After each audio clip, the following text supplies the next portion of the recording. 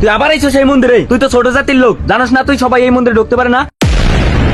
আমি তো শুধু এখানে ঠাকুর দর্শন করতে আসছি দাদা, জাতপাত দিয়ে তো আর ভক্তি মাপা যায় না। এই মন্দিরে কোনো নিচু জাতির লোক প্রবেশ করতে পারবে না, তাহলে মন্দির অশুদ্ধ হয়ে যাবে।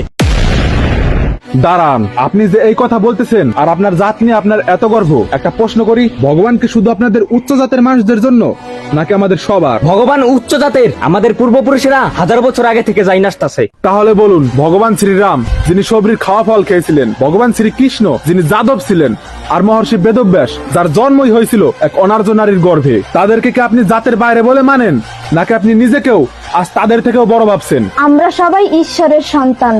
জাত দিয়ে যদি ভক্তি বিচার করো তাহলে এটা ধর্ম নয়, এটা অহংকার। আমি যদি এই মন্দিরে ঢুকতে না পারি এই জাতের কারণে, তাহলে আজকের এই সমাজ এখনো অন্ধকারেই আছে। ভগবান কখনো জাত দেখেন না, তিনি দেখেন কে কাচ্ছে তার জন্য, কে ভালোবাসছে তাকে। ব্রাহ্মণ হন, শূদ্র হন, ক্ষত্রিয় হন কিংবা বর্ণহীন, ভগবানের কাছে সবাই সমান। আজ যদি সত্যি আমরা হিন্দু ধর্মকে রক্ষা করতে চাই, তাহলে প্রথমে আমাদের এই জাতপাতের অন্ধত্ব দূর করতে হবে।